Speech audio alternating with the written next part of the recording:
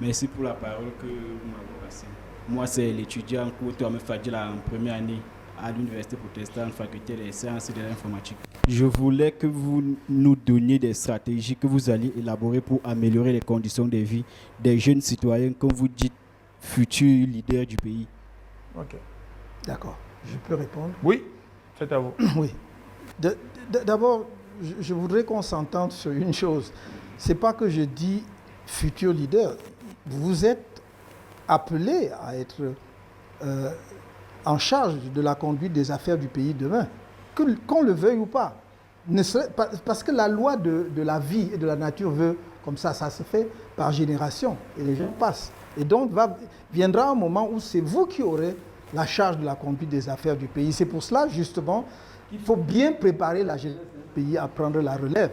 Ce n'est pas une faveur qu'on vous fait, c'est une réalité qui s'impose à nous et qui doit être préparée. Alors quelles sont les idées que nous avons, pour ne pas dire les stratégies?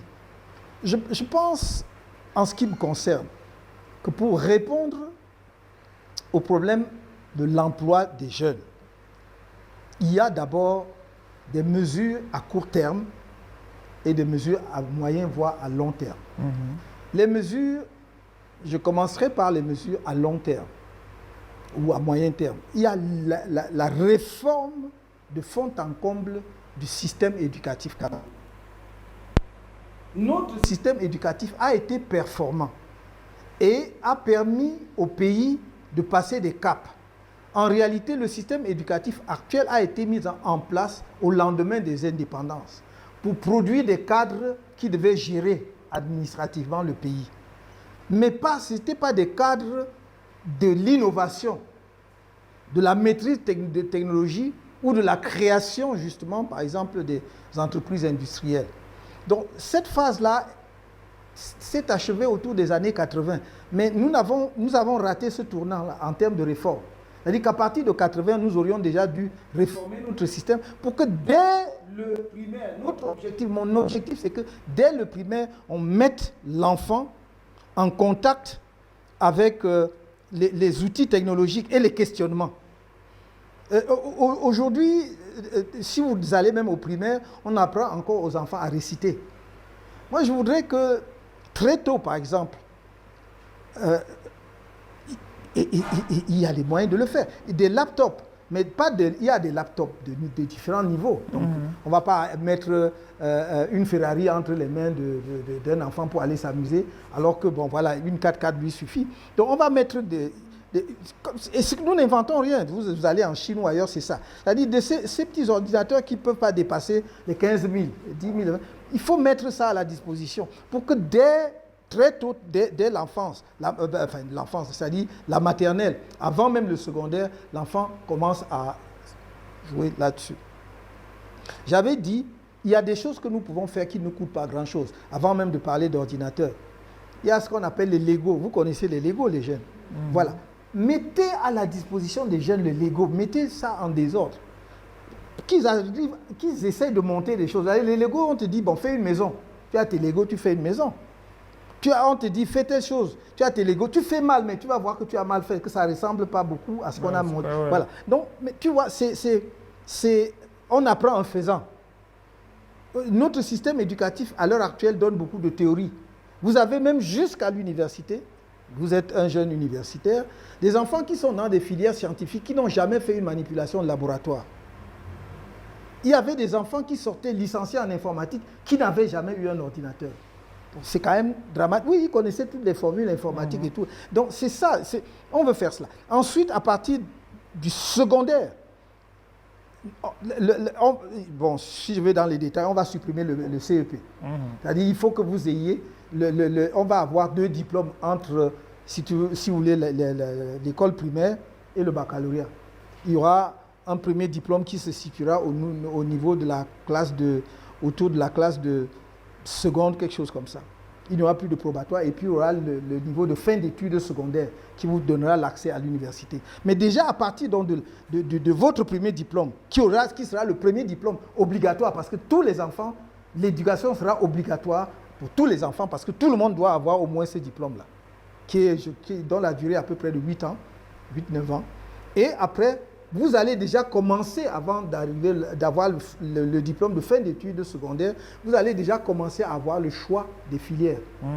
Donc si vous vous sentez plus à l'aise pour la science, la technologie, la littérature, des trucs comme ça, on va cadrer. Ça, c'est des trucs à moyen et à long terme. C'est-à-dire, il faut que dans les 10 prochaines années, nous ayons réformé le système éducatif. À court terme, là. Bon, oui. Un an après la oui. nomination. Maintenant, oui, je vais vous dire, moi, je vous ai dit, ce qui manque beaucoup aux jeunes aujourd'hui, ce sont des métiers. Les jeunes ont des diplômes, mais ils n'ont pas de métiers. Il faut leur donner des métiers. Et c'est pour cela que je mets l'accent sur les centres de métiers. Vous pouvez même avoir déjà la licence, même en lettres ou de je ne sais pas quoi. Mais vous, si vous voulez avoir un métier, allez dans un centre de métier où, suivant votre niveau et la qualification que vous voulez avoir, vous passerez entre 6 mois et 24 mois maximum. Donc si vous voulez devenir plombier, mais un bon plombier, parce que nos plombiers, peut-être vous ne souffrez pas autant que moi des problèmes de fuite d'eau. Voilà, ils apprennent sur le tas. Et ils ne sont pas à jour. Les techniciens en général. Voilà. Donc, mais il faut qu'ils aillent à l'école. L'école est importante. J'ai déjà dit aux jeunes, même en 2018, tous les métiers s'apprennent. Même le métier de vente dans la boutique là. Dans les pays développés, le métier de vente, vous allez apprendre à vendre. Je disais, par plaisanterie, que quand vous entrez dans un magasin en Europe, ou en Amérique d'ailleurs, ou ailleurs, voilà, vous avez une jeune fille ou une jeune dame qui va vous accueillir très gentiment avec un grand sourire. Comme les Camerounais sont très chauds, là, ils croient que c'est pour lui. Non, non, c'est l'argent là. On veut que tu achètes quelque chose. Parce que c'est ça qui donne le salaire à la fin du mois. Mais elle est formée pour faire ça. Donc il faut apprendre le métier. Donc moi, je voudrais mettre des centres de métier pour les jeunes immédiatement pour répondre à la préoccupation de Valérie, c'est-à-dire là. Il faut que dans les 6 mois, on multiplie les centres de métier. Cela veut dire donc qu'il faut équiper. Il faut faire venir les machines pour former les gars. Mais la deuxième chose concrètement, c'est que nous avons des leviers d'emploi. Un des blocages au Cameroun aujourd'hui, et je sais que ce sont des questions éminemment sensibles au Cameroun, mais il va falloir que nous regardions ces problèmes-là en face, les problèmes fonciers. C'est la question foncière. Parce que vous ne pouvez pas imaginer le nombre d'emplois, les gisements d'emplois qu'il y a dans le domaine, dans la filière agricole. L'agriculture, ce n'est pas seulement la production, c'est la transformation, c'est l'agro-industrie. Donc, vous avez vu qu'il y a pas mal de jeunes aujourd'hui qui se débrouillent, qui font des jus de fruits, certains font les chips, certains font... Mais ils ne vont pas bien loin. On ne peut même pas les aider à distribuer dans les chaînes de supermarchés ici parce que leur production, c'est rien. Parce qu'un supermarché ne veut pas que vous lui donniez un produit. Il fait des efforts pour attirer la clientèle et la semaine d'après, le client vient, il ne trouve pas. Donc, nous n'avons pas encore une production qui atteint des tailles critiques, la masse critique. Il faut donc changer notre mode de production. Cela veut dire qu'il faut... C'est pour cela que dans notre programme, nous disons, nous voulons avoir des états généraux du foncier. Non pas avec les fonctionnaires. Non. Même pas avec les élites, avec les autorités traditionnelles. Auxquelles des spécialistes du droit foncier peuvent s'ajouter pour que nous nous posions la question au Cameroun. Qu'est-ce que nous voulons faire de nos terres? Parce que des terres, nous en avons à perte de vue au Cameroun. Nous avons de l'eau pour irriguer. Il y a des pays même qui n'ont pas de l'eau. Si nous voulons faire des cultures irriguées partout au Cameroun, nous voulons faire. Et si on règle cela, et ça, c'est des choses que moi, personnellement, je m'engage à faire dans la première année, si je suis, c'est-à-dire organiser les états généraux du foncier. Qu'on sorte de là-bas, qu'on voit la loi foncière. Il y a une loi foncière qui ne s'applique pas parce que la loi dit une chose, mais la réalité sur le terrain est autre. Il faut faire que ça matche. Il y a des soupçons et les populations, les autorités traditionnelles ont raison. Certains ont peur qu'on les spolie de leurs terres et ces populations-là ont raison. Comment les rassurer? Comment mettre des garde-fous juridiques pour que justement les gens ne viennent pas spolier les terres? Si nous pouvons imaginer par exemple que quelque part vous voulez faire une plantation, vous voulez faire une plantation de taille industrielle, machin, et vous faites qu'il y ait une prise de participation des populations locales, pas seulement en termes de, mais ça dit dans le capital. On peut leur donner une part de capital pour rien, pour leur donner des assurances. Il y a des formules à l'infini. Pour que nos terres... Alors, une fois que j'ai réglé ce problème foncier, croyez-moi, vous aurez des emplois. Pourquoi? Parce qu'il y a dans l'agriculture ce qu'on appelle des spéculations à court terme, c'est-à-dire des produits qui viennent à maturité à très court terme. Le maïs, c'est 3 mois, vous récoltez. Le manioc, c'est moins d'1 an pour récolter, etc., etc. Vous voyez le nombre d'emplois qu'il y a là? Ok. Bon, une fois que vous avez récolté, maintenant vous transformez. Il y a des gens maintenant qui disent qu'ils font de la farine pour faire le pain.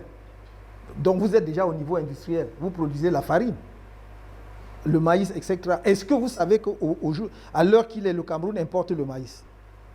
Vous ne pouvez pas savoir. Nous importons le maïs, nous importons de l'huile de palme.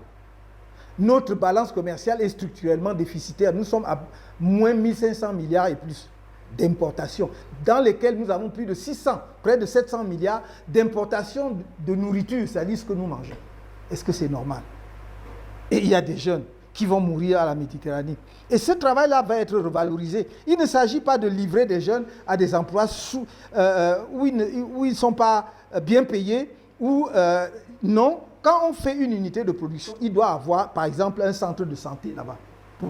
Il doit y avoir une structure d'établissement scolaire pour la scolarisation des employés, etc., etc. Voilà, si vous me demandez. Et puis, la deuxième phase, mais ça, ce n'est pas immédiat, parce que ça prend au moins 1 an, c'est l'industrie. Ouais. Le temps qu'on attire les investisseurs, qu'on leur montre les facilités. Parce que moi, je suis de ceux qui disent qu'il faut faire des plateformes industrielles au Cameroun, ce que j'appelle des zones industrielles. J'ai toujours dit, président, moi je ferai une plateforme industrielle vers EDA. Je sortirai l'industrie de la ville de Douala pour faire une plateforme industrielle, parce que c'est idéalement situé. Si on arrive à trouver l'espace, c'est situé entre le port de Kribi et le port de Douala. Et voilà, le port de Kribi, le port de Douala et la direction de Yaoundé.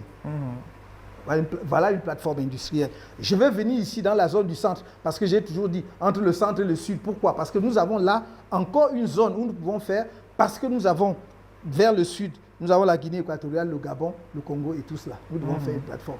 Et puis, je vais envoyer une autre dans la Damawa, etc., etc. Donc, on peut le faire. Mais ça vous demande de mettre en place donc, une politique qui vous permette de créer ces zones industrielles et que l'industrie vienne. Nous savons comment le faire parce que nous avons vu ça dans d'autres pays africains et on sait comment le faire. Voilà, hein, très brièvement. Bon, maintenant, il y a plein d'autres choses qu'on peut dire. OK. Alors, on va passer à la deuxième question. Bonsoir, M. Kamto. Bonsoir. Bonsoir tout le monde. Moi, c'est l'étudiant Andela Edjoa Jean-Philippe. Je suis étudiant à l'UPAC au niveau 1. À l'UPAC au niveau 1, cellule informatique, FTIC. Oui. On va dire cela. Ma question est la suivante. Notre pays on va dire très compliqué, monsieur, parce que... ouais. Vous avez raison, je le dis parce que vous avez tellement raison. Parce que notre président actuel met sur pied beaucoup de projets pour nous aider, mais comme vous avez dit tout à l'heure, ces projets ne voient quasiment jamais le jour à cause des mentalités actuelles, à savoir la corruption qui a mis pied franchement dans notre société et c'est devenu comme une seconde nature pour nous. J'aimerais savoir quelles seront vos méthodes si vous êtes élu président pour dissuader toute personne voulant ancrer dans cette pratique pour que le pays puisse évoluer et devenir enfin émergent. Merci de votre question. C'est une très bonne question. Parce qu'en effet, il y a des projets et des mesures très pertinentes qui ont été prises dans ce pays à une certaine époque. Nous devons avoir l'honnêteté de le reconnaître. Ce n'est pas parce que je suis en désaccord et que je suis en rupture avec la manière dont les choses sont faites que je dois prétendre que tout n'a jamais été que mauvais. Mais qu'est-ce qui se passe, M. Andela? Vraiment, ça tient à rien du tout. Quand vous êtes chef d'État d'un jeune pays comme le nôtre, vous devez vous comporter comme un chef chantier. Si vous n'êtes pas chef chantier, rien ne sera fait. Je ne sais pas si vous me comprenez. Un chef chantier, c'est celui qui est là pour dire, voilà, vous avez mis le parpaing s'y est tordu et la ligne là n'est pas droite. Si vous dites que vous avez donné aux collaborateurs, vous croyez que, comme vous avez vu comme ça, c'est bien, eux ils vont comprendre que c'est bien et faire, vous vous êtes trompé. Ce que le premier président du Cameroun, Amadou, a réussi en termes de développement, ce n'était pas parce qu'il faisait des miracles. C'est parce qu'il est sur le terrain. Est-ce que vous savez, M. Andela, qu'il y a ici au Cameroun des routes, on dit au président de la République que c'est goudronné et que ce n'est pas goudronné, on a goudronné 3 fois la même route. Donc ça veut dire que si lui-même, parce que les gens savent qu'il ne va pas venir voir. Je vous dis ça de manière vraiment à l'aise et je ne suis pas en train ni de lui manquer du respect ou quoi que ce soit. C'est une des choses que je déplore. ne peut pas goudronner la même route 3 fois. Prendre justement des crédits, des prêts à l'étranger. Souvenez-vous de je crois que c'est Kribi Ebolo à comme 2. Je crois qu'on a déjà pris au moins 2 crédits, fait de l'emprunt. C'est chez moi, donc... Voilà. et la route... Je connais cette route. Donc c'est ça la vérité. Le problème, c'est que parlons du Cameroun, avec les Camerounais, il faut que le gars sache que tu peux descendre à tout moment. Si, je vous assure, je termine par là, je suis convaincu, intimement convaincu, que si le président, avant l'achèvement provisoire des travaux du stade Olembe, était descendu là même une fois, c'est à moins d'1 kilomètre de là où il est, non? Les choses allaient changer. Parce que à ce moment-là, quand tu descends même une seule fois, les gars d'ici peuvent descendre à tout moment. Il n'est pas encore venu. Donc c'est un comportement de chef de chantier qu'il faut avoir. Il faut être derrière eux. Ça ne peut pas être autrement. Et donc voilà globalement comment je peux expliquer ça. Je ne vois pas... Il n'y a pas de... Et pour ceux qui se livrent justement à la corruption et croient qu'ils peuvent s'amuser comme ça, avec la détresse et la souffrance des Camerounais, je crois qu'il faut que nous cessions de faire preuve de complaisance. Quand j'entends certains Camerounais dire, et vouloir même tribaliser la corruption, on dit que non, on poursuit celui-là, mais on n'a pas poursuivi les gens de tel. Non, chaque fois que nous avons la preuve ou les preuves que quelqu'un a plongé les mains dans la caisse, on doit appliquer la loi. Et la loi, l'application de la loi doit commencer par le fait qu'il ne puisse pas profiter de ce qu'il a détourné. Parce que quand vous prenez les gens, vous les mettez en prison, il a les milliards. Je dis toujours, hein, nous les Africains, nous on n'a pas peur de la prison. Quand tu dis que tu vas mettre, excusez-moi de dire comme ça, un Européen, prison 15 jours là, il commence à croire que sa vie est déjà finie là. Mais nous, en Afrique, là, tu mets même 10 ans, on dit que mon frère, tu as fait même quoi? On va sortir, on est... Donc l'argent là, si tu dis que tu mets seulement la personne en prison et que son argent, ses milliards sont quelque part, qui va supporter? S'il ne meurt pas, il en profitera pour sa famille. Donc il faut que nous soyons cohérents. On a établi que vous êtes auteur de malversation, de détournement des deniers publics. On établit le montant. Il faut saisir tout ce qu'on peut saisir, même si ça ne rembourse pas. Mais il faut que les gens sachent cela. Si tu ne frappes pas au porte-monnaie, ça va continuer. Voilà les 2 éléments que je peux vous dire. Alors avant-dernière question des jeunes, on va prendre celle-là. Bonsoir, professeur Maurice Kamto. Je suis Ivan Silva, Carole Mira, designer graphique professionnel. J'aimerais savoir, vous avez contesté les résultats des élections en 2018. Oui. Si vous contestez les résultats des élections, ça veut dire que vous avez douté de l'organe qui se charge de ces élections-là. Est-ce qu'en cette année, vous avez plus confiance en cet organe-là, c'est-à-dire Election Cameroun, ou bien vous allez en candidat plus préparé? Ça, c'est la première question. La deuxième, c'est beaucoup plus une appréciation. Parce que j'ai constaté que vous avez un langage très jeune. Vous maîtrisez en quelque sorte les NTC, les nouvelles technologies de l'information et de la communication. Est-ce que vous avez une équipe de jeunes qui vous brief ou bien qui vous donne des informations concernant les avancées des NTC, ou bien vous vous documentez vous-même sur les sujets? Merci. Merci. Vos 2 questions. Belle tenue.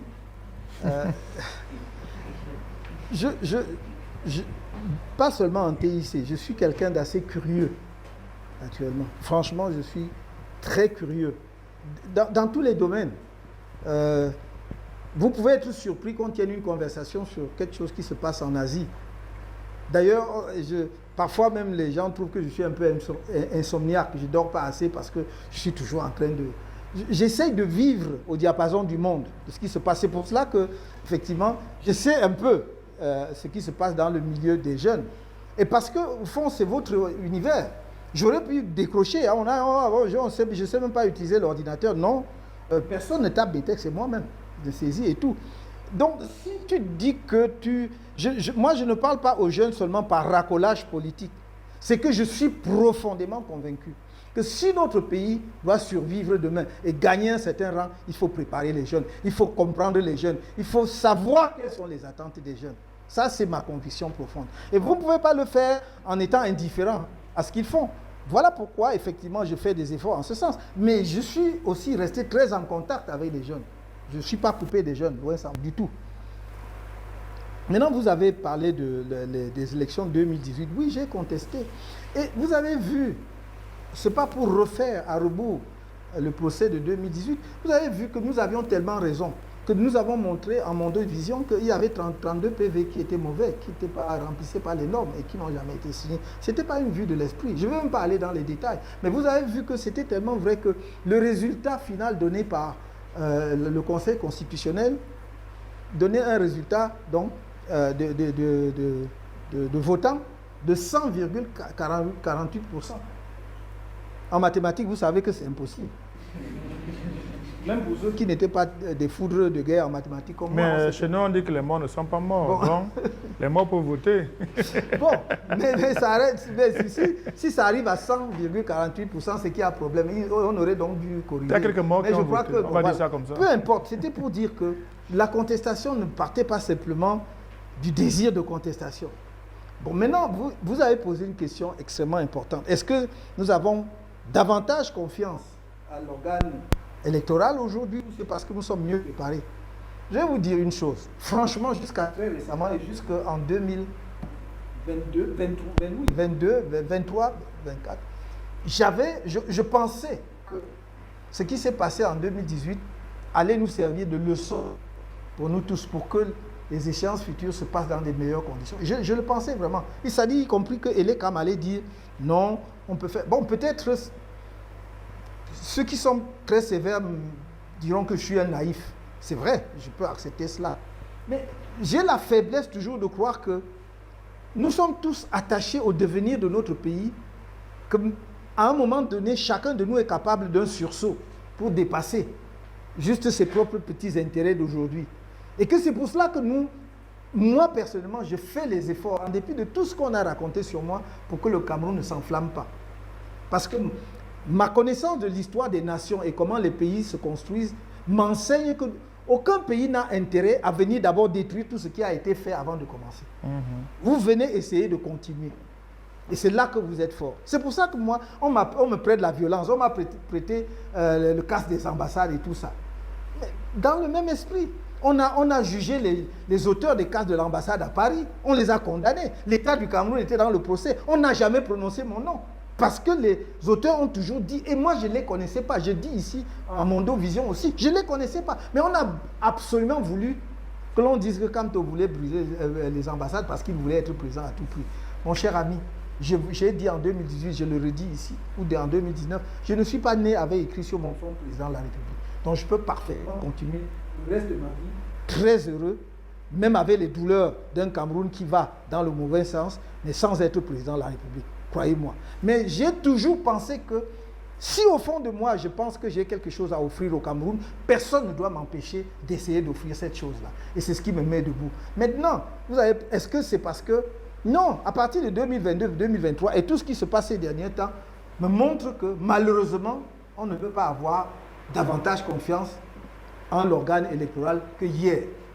Parce que vous êtes témoin de tout ce que nous demandons. Nous demandons appliquer la loi. La loi dit publier la liste nationale, la liste électorale nationale. Et pourquoi vous ne publiez pas?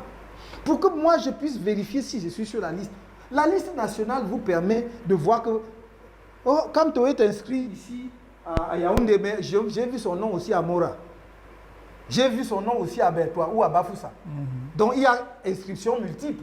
Donc je dois signaler ça. C'est pour ça que l'article 80 dit il faut publier la liste. Le directeur général de l'ECAP doit publier la liste électorale nationale. Et l'article 81 dit en cas d'erreur, d'inscription multiple ou d'omission de votre nom, vous pouvez donc à ce moment-là demander au Conseil électoral de rétablir le nom. Mais vous ne pouvez avoir cette information que parce qu'on a publié la liste nationale. Voilà la logique. Et c'est la loi qui a été votée même par ce RDPC-là. Qu'est-ce qui leur coûte de publier la liste électorale nationale? Donc à partir de ces constats-là, je me suis dit, là, On peut faire tous les efforts qu'on veut, mais la confiance commence à s'effriter. Ça ruine la confiance de l'ECAM. Je signale que j'ai dit dès la fin de 2022 que j'ai l'impression que l'ECAM a bloqué le corps électoral du Cameroun à un certain niveau. Et pour rien au monde, il ne voudrait qu'on dépasse ce niveau. Entre 7 millions et 7 millions et demi à peu près. Comme les inscriptions étaient tellement massives en 2024 qu'ils ne pouvaient rien, ils ont donc donné, avant toilettage, 8 millions 111 000 et poussières. Mais après toilettage, on est retombé à 7 millions 700 quelque chose de mille. Mais si les inscriptions n'avaient même pas été aussi massives, je peux vous garantir qu'ils seraient revenus à 7 millions et demi. Donc j'en conclus que l'ECAM ne veut pas respecter la loi électorale. Et que ce n'est pas le devoir de Cantoni seul ou du MRC seul, mais c'est un devoir national, collectif, d'exiger qu'on respecte les lois de la République. Pour que celui qui va être élu demain, j'ai dit en 2018, je le répète aujourd'hui, que ce soit le président actuel, président sortant, ou un autre candidat, s'il est élu dans des conditions claires et transparentes, moi je prends l'engagement devant vous, je serai le premier à le féliciter. Je n'ai aucun problème avec ça. Mais il faut qu'on donne une chance aux Camerounais de choisir le dirigeant qu'ils veulent pour diriger leur pays. Voilà la vérité. Et je termine tout simplement en disant, nous nous préparons également, sinon nous, en dépit de tout ce que je viens de vous dire, nous n'irions pas aux élections. Nous allons aux élections parce que nous nous préparons mieux qu'en dépit, même avec un mauvais code, mais même en dépit de tout cela, nous voulons être en mesure de gagner même avec cela. Et c'est pour cela que nous sommes préparés en conséquence. Ok, alors une dernière question d'une étudiante, quand même. Bonsoir, professeur. Bonsoir. Je suis Ntama, une licence en sciences politiques à l'Université de Douala, une maîtrise en relations internationales et présentement à l'Institut des relations internationales du Cameroun en Master 2. Très bien. Oui, monsieur. Mon questionnaire a 3 volets, donc 3 questions. On ne peut pas parler du Cameroun sans parler de la Constitution. Et il y a un article, dans les premiers articles, il y a un article qui a été, je ne sais pas si je vais dire modifié 1, 2, 3 fois.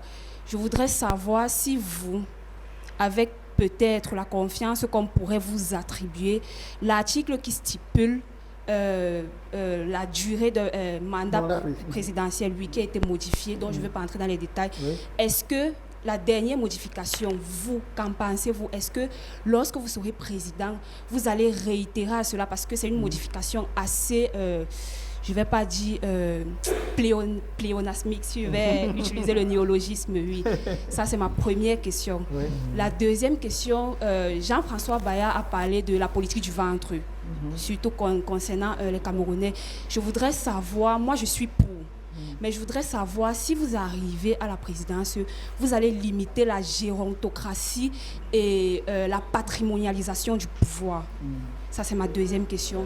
La troisième question va sur le plan international. Je voudrais savoir ce que vous pensez du messianisme. Qu'est-ce que vous avez prévu pour que le Cameroun ne soit plus aussi dépendant des puissances occidentales, parce que nous sommes très conscients qu'il y a la partie sud et il y a la partie centre, oui. Donc je voudrais savoir, parce que c'est ça qui encourage en fait le flux migratoire qui devient de plus en plus exponentiel, avec la pensée de non-retour. C'est-à-dire qu'on y va, on n'a plus cette pensée de retour. Donc je voudrais savoir, est-ce que vous avez des stratégies en place pour y remédier? Ce sont mes 3 questions. Merci. Waouh. Merci. Alors là... S'agissant de la première question, ma réponse est simple. Et j'en prends l'engagement ici devant les jeunes que vous êtes, mais devant la nation et devant tout le monde. Une des mesures dans le cadre de la réforme constitutionnelle qui est envisagée et qui est inéluctable, puisque nous estimons que vous ne pouvez pas régler les problèmes actuels du pays sur le plan politique et notamment la crise anglophone sans passer par une révision de la Constitution sur la forme de l'État. Donc ce sera l'occasion de revoir un certain nombre de choses. Et je dis, je prends ici l'engagement ferme qu'il y aura limitation du mandat présidentiel à un seul mandat renouvelable une seule fois. Il n'y a pas d'ombre de doute. Je l'ai dit en 2018, je l'ai écrit. Il n'y a donc vraiment pas l'ombre du moindre doute là-dessus. La deuxième question, c'était... je pense que ce que vous appelez la gérontocratie est réglé, le problème est réglé par, en ce qui concerne la fonction publique, par les textes même de la fonction publique. L'âge maximum pour aller à la retraite d'après la fonction publique, c'est 60 ans. Il n'y a que quelques corps où il y a une dérogation. C'est le corps de la magistrature qui va à la retraite à 65 ans. C'est le corps des enseignants du supérieur, voilà, qui vont jusqu'à 65 ans. C'est les deux seuls corps. D'ailleurs, jusqu'à récemment, même les diplomates allaient à la retraite à 55 ans. Donc maintenant, c'est à 60 ans. On a à peu près harmonisé pour tout le monde, sauf ces deux corps. Je pense que si les gens vont à 65 ans, on ne peut pas dire que c'est la gérontocratie. Le problème vient de quoi, madame? Le problème vient justement du fait que les textes ne sont pas respectés. Les gens font des prorogations. Donc, mais à ce moment-là, on vous proroge sur un contrat, c'est un acte du chef de l'État. Voilà. Ça, ce n'est plus la loi. C'est un cadeau politique. Voilà, c'est un cadeau politique, ce n'est plus la loi. Donc, on devrait veiller à ce que les lois soient appliquées. Que lorsque vous avez... Mais enfin, quand même, ce n'est pas mauvais quand même d'aller à la retraite, ce n'est pas si mauvais que ça. Donc, on peut aussi vivre une autre vie que simplement de passer toute sa vie. Donc, mais à côté de cela, il y a les postes politiques. Et c'est le problème, là où les bas blessent, c'est les postes politiques. Et je ne peux pas vous dire qu'il peut y avoir une loi en la matière. C'est chacun qui doit apprécier, et il y a ce qu'on appelle en politique comme en d'autres domaines, ce qu'on appelle le raisonnable. Il y a quand même aussi, à un moment donné, il faut être raisonnable. Et en plus, même si on n'est pas raisonnable, tenir compte des aptitudes réellement physiques et intellectuelles de la personne pour poursuivre. Si nous regardons le champ de l'espace public au Cameroun aujourd'hui, oui, il y a des personnes vraiment âgées. Mais moi, je vois, laissons même le cas du président de la République, je vois, il y a des personnes âgées à différents niveaux, dans différentes institutions.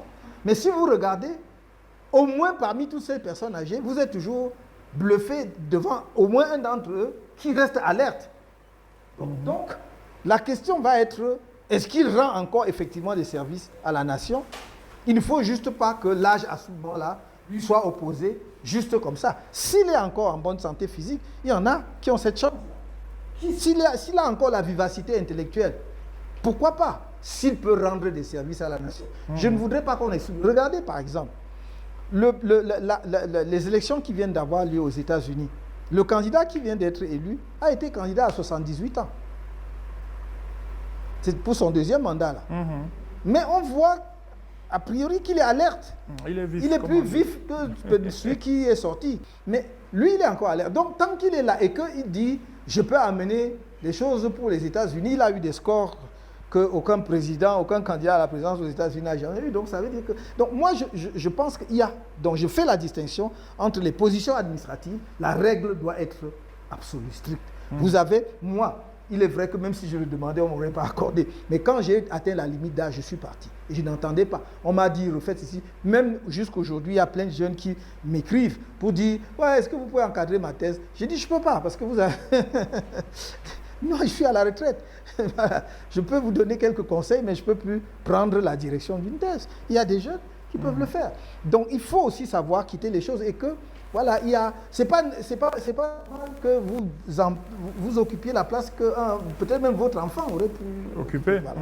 Mais pour les postes politiques, je pense qu'il faut rester ouvert. Ça dépend de l'état de santé, de la forme, de l'aptitude, de la contribution qu'il faut amener. Et puis, de toute façon, si un jeune se montre plus perspicace, si le jeu politique est ouvert et qu'un jeune se montre plus talentueux, a une offre plus alléchante, les jeunes vont le voter.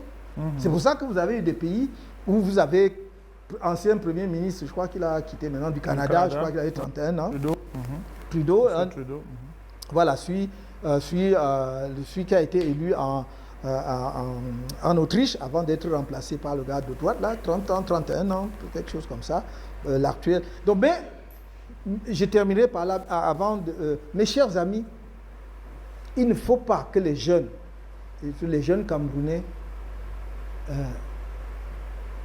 croient que la jeunesse est un programme, que le seul fait de dire je suis jeune veut dire que vous êtes apte ou compétent à faire quelque chose. Ceux qui sont arrivés au niveau dont je vous parle, à 31 ans, c'est des gens qui sont engagés parfois depuis 20 ans. Donc, qui a 10 ans d'expérience. Si vous prenez le chef d'État français actuel, les gens oublient qu'il a d'abord été secrétaire général. D'abord, il est inspecteur des finances, qu'il a travaillé à la Banque Rothschild, qu'il est revenu être secrétaire général adjoint de la présidence de la République française, qu'il est allé comme ministre de l'économie, des finances et du numérique avant de démissionner pour se présenter. D'ailleurs, Valérie, les Camerounais, je crois, bon, peut-être, je ne sais pas si dans une dernière question, me pose la question, parce que ça m'est venu, mais vous avez été dans le gouvernement de M. Biya. Donc, pourquoi est-ce que vous pouvez soit le combattre ou bien... Mais est-ce qu'il est contagieux? J'étais venu pour travailler, juger ce que j'ai fait. On dit que tu étais là, tu as mal fait, tu as échoué ici, je comprends. Mais vous me demandez, si quelqu'un croit donc que le meilleur moyen pour lui d'accéder aux fonctions de direction d'un pays, c'est d'aller se cacher dans les Sissongo pour attendre le jour où je ne sais pas si le vent qui va le transporter pour venir mettre à la direction du pays, je lui souhaite bonne chance. Mais vous ne pouvez pas contribuer au développement de votre pays. Vous ne pouvez pas apporter quelque chose à votre pays. Parce que si vous voulez prétendre diriger un pays, il faut avoir apporté quelque chose. Vous ne pouvez pas le faire sans, à un moment ou à un autre, participer à cela. Je rappelle, juste pour donner quelques exemples, M. Macky Sall, ancien président de la République du Sénégal, a été ministre, puis Premier ministre, puis président de l'Assemblée nationale de Abdoulaye Wade, dont il était un des piliers de son parti. Je rappelle cela. Il a démissionné, il était dans l'opposition et c'est lui qui a battu Wade aux élections. Il est devenu président. Ce n'est pas un problème chez eux, ce n'est pas le sujet, ce n'est pas le débat. On demande qu'est-ce que tu as fait. Mais on dit que non, tu étais là, comme si... Et c'est les mêmes qui vont... Non, il faut qu'on soit un peu sérieux. Vous avez déjà vu ça, où ça existe, où ça. J'ai cité le cas de Abdou Diouf, mais je peux citer des tas d'autres. Vous voyez au Kenya, le président Ruto était colistier et vice-président de Uhuru Kenyatta. Ils étaient du même parti et il était même son vice-président. Et dans le parti, ils sont des camarades. Mais à la dernière élection, Ruto avait démissionné pour se présenter contre le candidat qui était soutenu par Uhuru Kenyatta, qui était Raila Odinga, quelqu'un de l'opposition. Et il a gagné. La politique, c'est peut-être le seul conseil que je peux me permettre de vous donner. C'est d'abord des convictions. Il faut avoir des convictions. Avoir une fidélité à soi-même. Et savoir que vous êtes porteur de quelque chose de plus grand que vous voulez offrir aux autres. Si vous n'avez pas tout ça, ce n'est pas la peine de faire de la politique, sauf si vous voulez en fait faire de l'opportunisme, avoir une petite position. Mais si vraiment vous avez de l'ambition de faire de la politique, et même au plus haut niveau, et même de diriger le pays, il faut d'abord vous demander qu'est-ce que j'ai pour le Cameroun, qu'est-ce que je veux offrir au Cameroun, et qu'est-ce que je suis prêt à payer pour offrir ça au Cameroun. Donc quand vous avez fait cet examen de conscience, c'est là-dessus que votre vie doit être construite, et laissez les bavardages à côté. Le reste, c'est la fidélité à vous-même. Je crois que votre dernière question, c'était par rapport à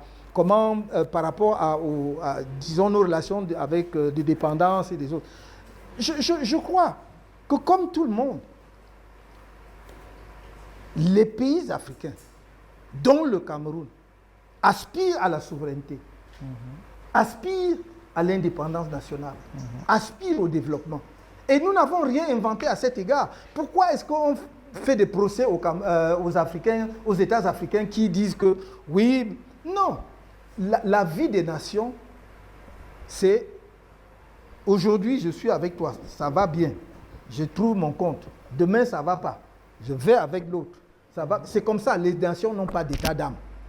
Et si vous regardez l'histoire de tous les pays au monde, vous allez voir que ça marche comme ça. Vous allez voir la guerre, par exemple en Ukraine, des gens qui combattent les Russes, les mêmes gens ont combattu pendant la Deuxième Guerre mondiale côte à côte, c'était des alliés, mais le lendemain, les intérêts ne sont plus les mêmes. Donc, pour faire bref, pour moi, un dirigeant africain aujourd'hui, n'importe lequel, et à fortiori, un dirigeant camerounais ne peut pas ne pas être habité par l'idée de l'indépendance nationale par l'idée de la souveraineté nationale, de la maîtrise en fait de notre destin. Moi, j'ai entendu, même jusqu'au président des États-Unis, si vous avez relisé son discours inaugural, il prononce le mot souveraineté des États-Unis au moins 2 ou 3 fois. Pourquoi est-ce que quand un pays africain prononce ce mot-là, c'est comme s'il avait... C'est un problème. Ça devient la sorcellerie, c'est comme si on a jeté l'eau bénite sur le diable. Non, c'est seulement que nous aussi, nous avons le droit de bâtir des nations souveraines. L'indépendance ne peut pas être totale parce que progressivement, il faut rester en coopération avec les autres. Mais vous devez avoir la marge d'indépendance et de souveraineté qui est possible. Je pense que nous ne devons avoir aucun doute à cet égard en ce qui concerne en tout cas le MRC et moi-même, c'est que nous sommes très, très, très habités par cette idée-là de dire que nous devons avoir une nation souveraine et traiter avec les autres dans le respect mutuel et l'égalité souveraine des États comme le prévoit les règles internationales. Maurice Kamto, en fait, là, je vais vous soumettre un exercice de rapidité. D'accord. Je sais que ce n'est pas facile. Non, pour la simple raison que l'émission a été beaucoup plus longue que prévu. Alors, ce qu'on va faire, je vais vous faire une rubrique, un nom, une image, un commentaire. Je vais vous donner 4 noms. On commence par un nom et je vais en commenter un nom. Paul Biya. Il a fait rêver des gens de ma génération, en tout cas moi-même. Ensuite, il a des accès par rapport aux attentes et ça a causé les frustrations qui ont amené certains d'entre nous à entrer en politique pour essayer d'offrir une alternative. Ok. Maître Alice Kom.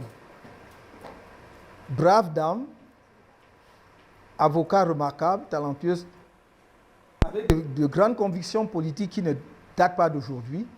Et je pense que, en dehors de ces autres combats qui lui sont propres, parce que, comme j'ai dit, je ne partage pas tous ces combats, mais ceux qui ont trait, par exemple, à la protection des associations, la liberté des associations, voilà, j'y suis sensible parce que c'est en laissant, en réalité, des moyens de respiration à la société à travers ces organisations-là qu'on va arriver à faire avancer notre pays. Samuel Eto'o. Remarquable footballeur, joueur de talent, de génie. Dans l'historiographie de notre football, ils sont 3 ou 4 comme ça, qui pour moi sont des icônes absolues. C'est lui, c'est Roger Mila. J'aurais pu y ajouter Manga Onguéné, mais il n'a malheureusement pas eu nécessairement la même carrière internationale qu'eux. Mais j'y ajoute Thomas Kono.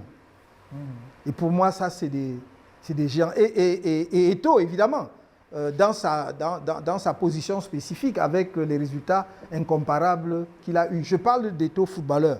Et je suis au footballeur. Moi, je dis Samuel Eto'o, je n'ai pas précisé. Non, moi, je limite. Vous n'avez pas limité, j'ai le droit de limiter. Je me limite au footballeur. Je me limite au footballeur.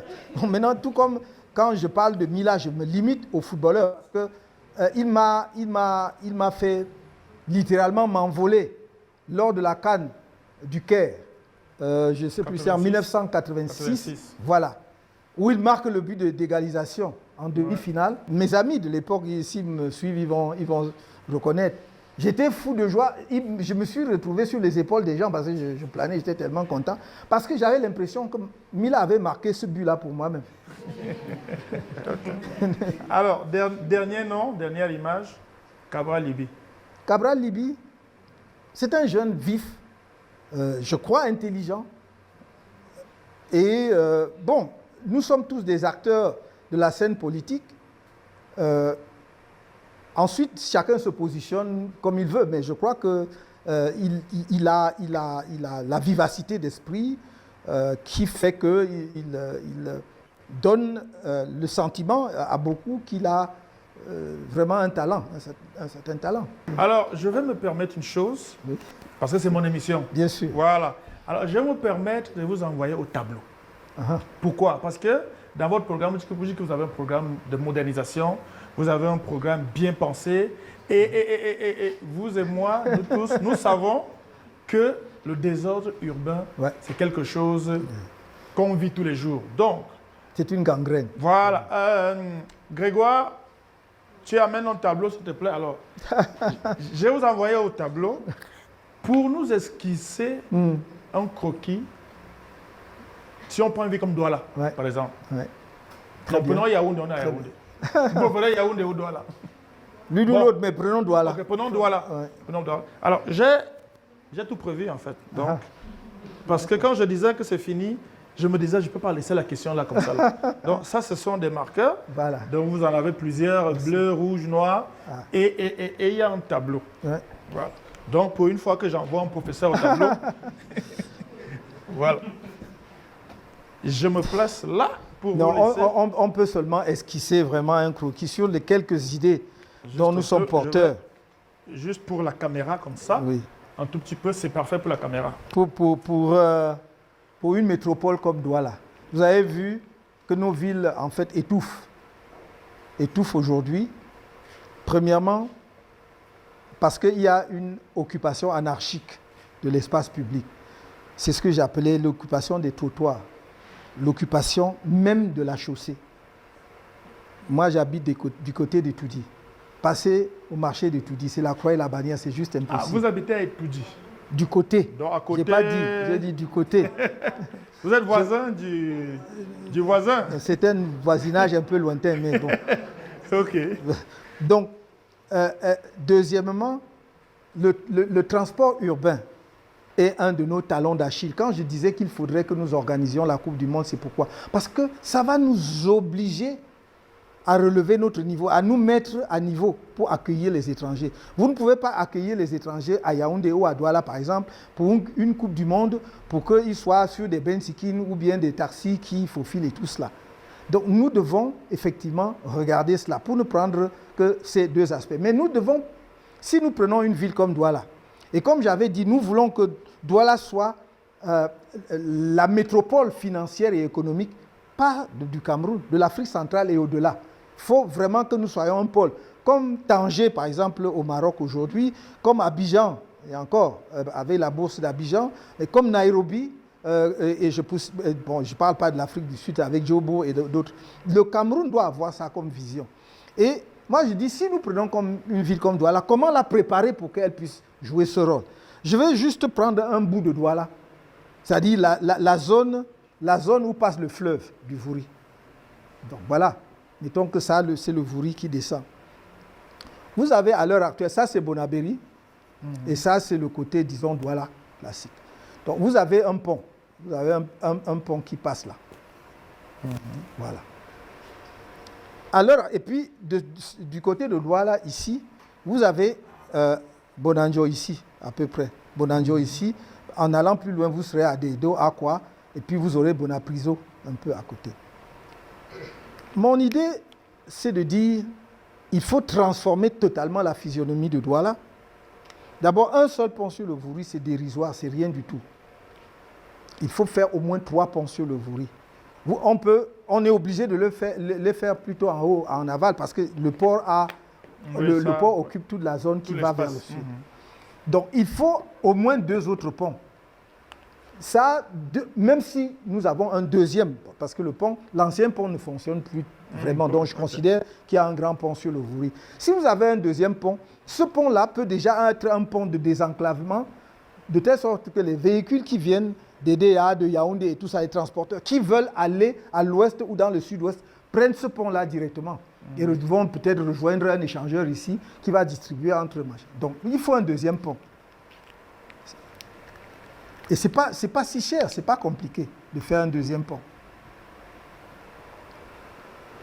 Il y a aujourd'hui même des possibilités, des gens font même des ponts payants. Quand vous voyez certains ponts à Abidjan aujourd'hui, voilà, exactement, c'est payant. Donc on peut parfaitement concevoir cela.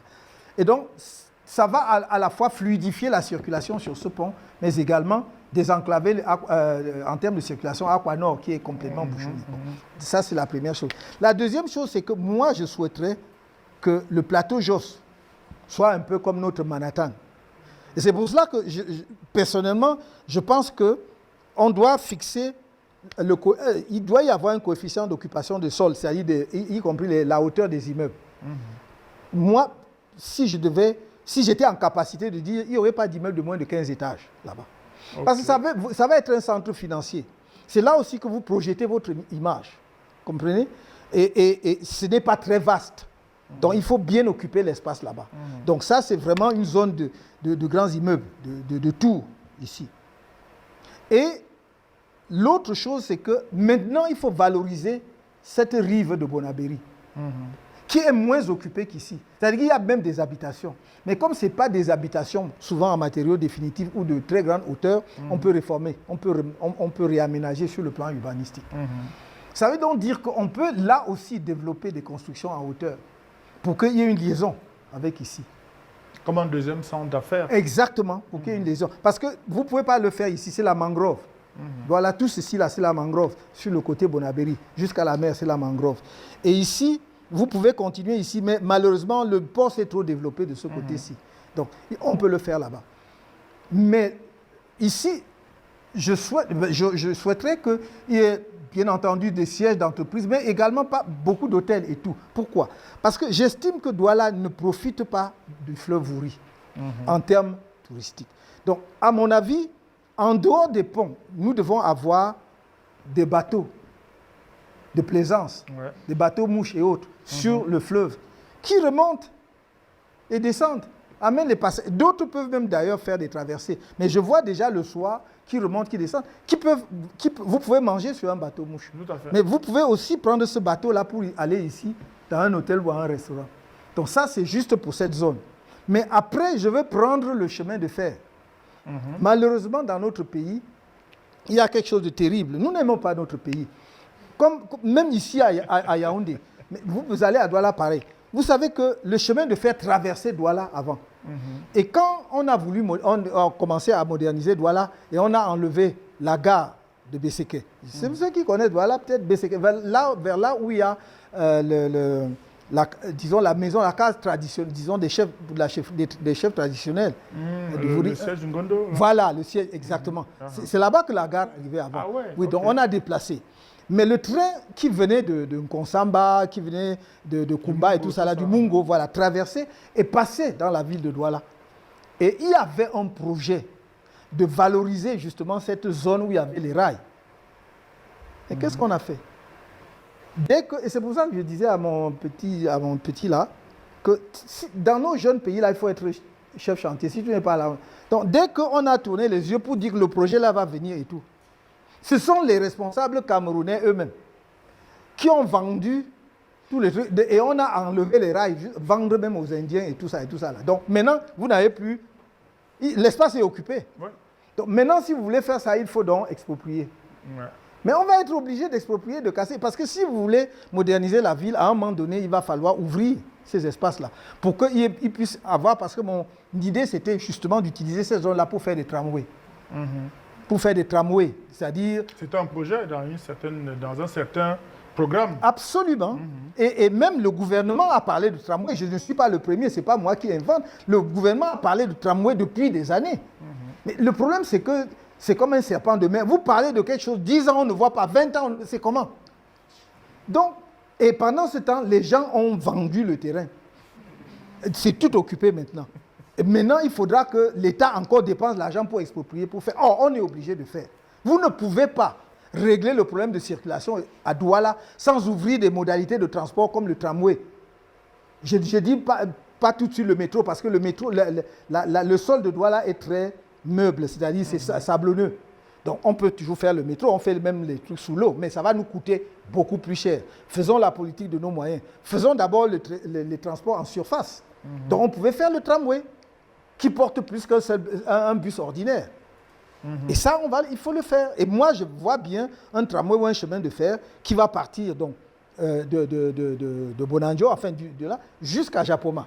Okay. Bon, si tu as ça, à partir de là, tu peux avoir des raccordements. Et voilà, bon, en gros. Maintenant, je termine juste pour Douala, pour dire que c'est un désastre pour nous. Quand vous posez, quand vous arrivez à Douala par avion le jour, s'il y a un étranger, vous avez envie d'entrer sous votre siège. Parce que vraiment, les bidonvilles, les machins que vous voyez à côté de l'aéroport, ce n'est pas possible. des trucs dans l'eau, vers là où l'avion était tombé, là, dans la mangrove. Banga Pongo. Banga Pongo, merci. Il faut régler ça. Sans compter même les gens qui maintenant sont dans l'aéroport. Depuis des années, j'ai entendu encore le maire de Douala dire dernièrement qu'il faut qu'il enlève ça. Ouais. J'espère qu'il va y arriver. Parce que c'est la politique qui empêche ça. Ce n'est pas qu'on ne peut pas... Ce sont nous-mêmes, enfin pas nous les hommes politiques, ce sont les responsables publics qui jouent. On veut faire ceci, on va monter ensuite les gens pour qu'on dise que oh, ça veut dire... Non, c'est notre pays à nous tous. Où est-ce qu'on a déjà vu un aéroport international, le premier aéroport international du pays, avec des constructions? Vous êtes déjà allé à l'aéroport de Douala? C'est les boutiques, les bidonvilles, les baraquements, c'est là dans l'aéroport. Est-ce que nous allons vivre avec ça? Donc c'est pour cela que le fait de dire nous allons organiser les Jeux Olympiques, si ça nous était attribué avec les autres, c'est un défi qui nous est lancé en tant que Camerounais et nous devons relever ce défi. Voilà un peu ce que je peux encore développer parce qu'il y a des choses qui nous manquent cruellement dans nos grandes villes, comme les espaces verts. Regardez, une ville comme Yaoundé, qui est une ville naturellement, c'est-à-dire les arbres poussent, tu n'as pas même besoin de mettre les engrais, mon frère, c'est comment? Tu sors là, tu ne vois pas aussi les jardins où tu peux te promener avec les enfants, on s'assoit, on respire le bonheur, que c'est quoi? Comment? On construit partout. Quand vous prenez le plan d'urbanisme de Yaoundé, la ville de Yaoundé, normalement, comme il y a beaucoup de collines, on ne devait pas construire dans les bas-fonds. On devait construire seulement à hauteur. Or, vous avez vu qu'on construit sur les bas-fonds. Et quand il pleut, il y a des inondations. Les gens pleurent.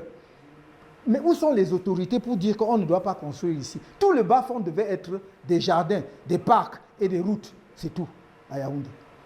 Donc voilà, par exemple, pour ne parler que de Yaoundé. Si là, on arrive là, vous vous demandiez les mesures. Même si les gens ont construit, on va enlever. On va enlever. Après tout, le maire Chimi avait enlevé les gens en tabac. Ouais. C'est simplement qu'on enlève, après on abandonne. Mais il faut enlever et occuper, même si vous n'occupez pas, on enlevait, on plantait les arbres. Il faut planter les arbres pour que ça donne la respiration à la ville. Je vois partout là, derrière on fait les centres commerciaux n'importe comment en désordre. On ne doit pas continuer comme ça. Il faut aussi que nous ayons une belle ville.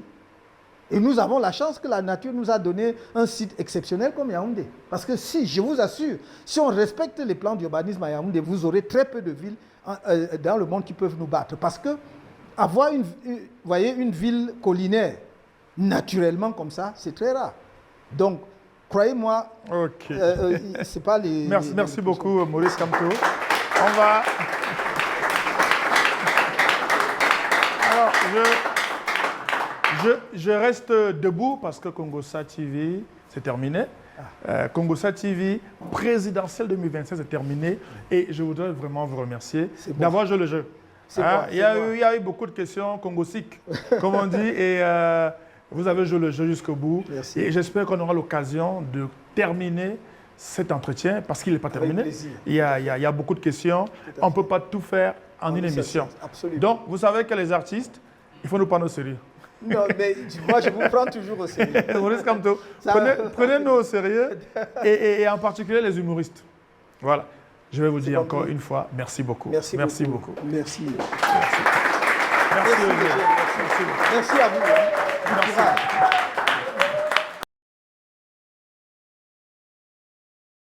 Merci, Soulo Noyolo, bonsoir. Je vois que vous rangez l'ancienne bande, les cassettes.